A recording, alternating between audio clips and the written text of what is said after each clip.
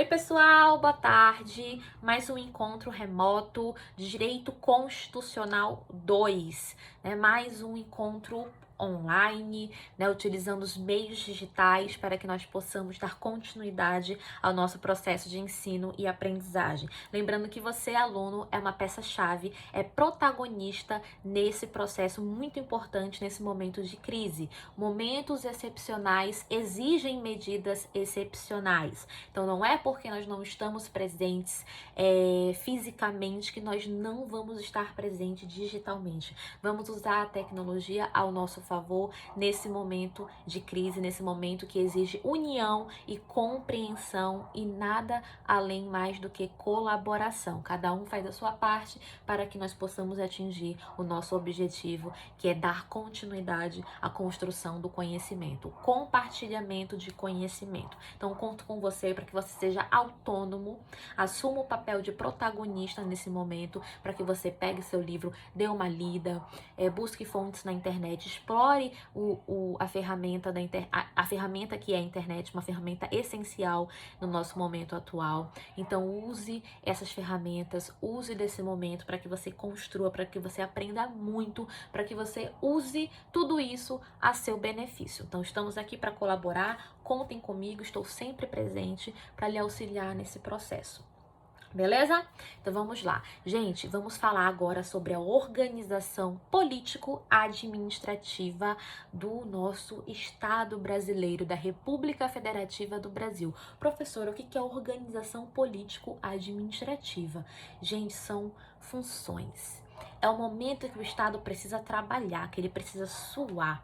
Só que para ele começar a trabalhar, o que exige antes? Organização, planejamento, definições para que esse poder funcione, para que as metas sejam alcançadas, para que as competências sejam exercidas.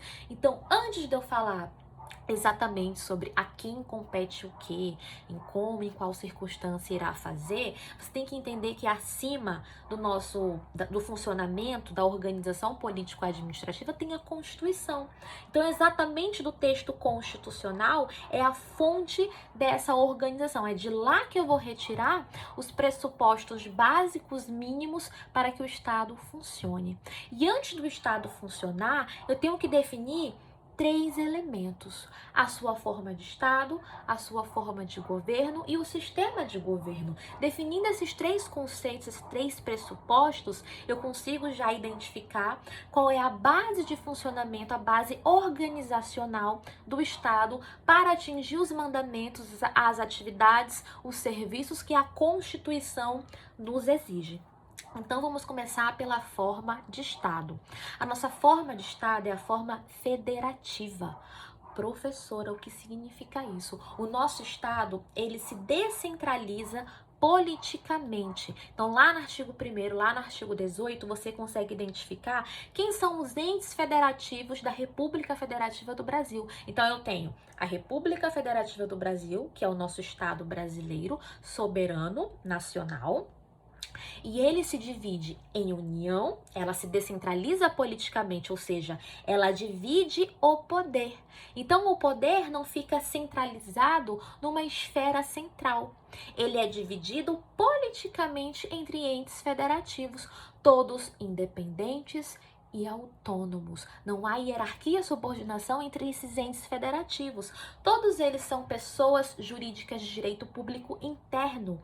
Eles têm a sua importância, o seu papel na prática das atividades definidas na Constituição. Então, quem vai trabalhar, quem vai executar os mandamentos constitucionais são essas pessoas. São pessoas jurídicas, só que de direito público. São os nossos entes federativos. Então, o nosso Estado, para ele começar a trabalhar a sua forma de divisão de poder, ela é descentralizada politicamente. Então, eu tenho poder, eu tenho as 3 capacidades na União, no Estado membro, no Distrito Federal e nos municípios. União, Estados membros, Distrito Federal e municípios. Descentralização política, artigo 1º, combinando com o artigo 18, eu consigo identificar a nossa forma federativa de Estado.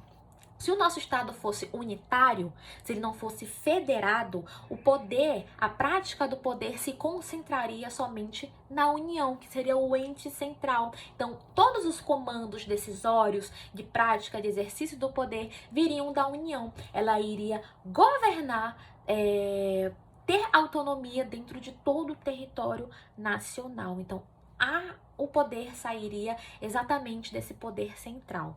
Compreenderam, gente? Então, vamos lá. O que seriam essas 3 capacidades que eu consigo identificar para eu dizer que um Estado é um Estado federativo? Então, ele tem que ter essas 3 capacidades. E isso nós enxergamos tanto na União, no Estado-membro, no Distrito Federal e no município. É o autogoverno, a auto-organização e a auto-administração. Então, a União tem essas 3 capacidades? Tem. O Estado-membro tem, o DF tem e o município tem. São os entes federativos criados pela Constituição de 88. Ressalto que a forma federativa do Estado, ela foi utilizada desde a proclamação da República. Então, lá no decreto número 1, né, que deu início à nossa república, transformou o nosso Estado, que era uma monarquia, a forma de governo, perdão, que era a monarquia, passou a ser uma república. Então, a partir do momento que o decreto número 1, pelo Dom Pedro II, transformou o Brasil numa república, aí veio a Constituição Republicana, a primeira Constituição Republicana, que é de 1891, o nosso Estado adotou, consequentemente, a forma federativa. Então, desde aí, todas as constituições brasileiras confirmaram a forma federativa de Estado, né? Só que os municípios, outra informação importante, eles atingiram o status de um ente federativo somente a partir de 1988. Antes de 88, os territórios ocupavam espaço dentre os entes federativos. Hoje, são os municípios que assumem esse estado e os territórios não são mais entes federativos, apesar de que eles podem existir dentro da Constituição de 88, porém, atualmente, nós não temos territórios. Tínhamos que era Roraima e Amapá, salvo engano, eram territórios e foram transformados em estados-membros com a transição para a Constituição de 88. Beleza? Continuo no próximo vídeo.